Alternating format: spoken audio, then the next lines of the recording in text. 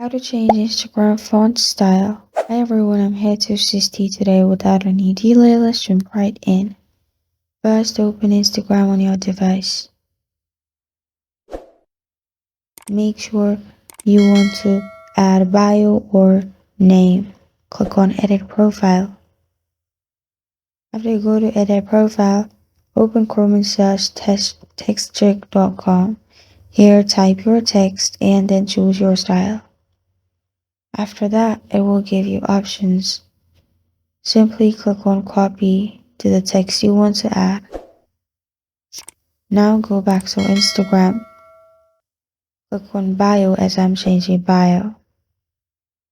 And now I can simply hold on there and then click on paste. In this way, I pasted a new font. Click on the tick mark at the top right.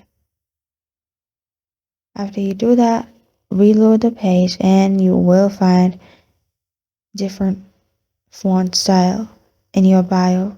This is how to change Instagram font style.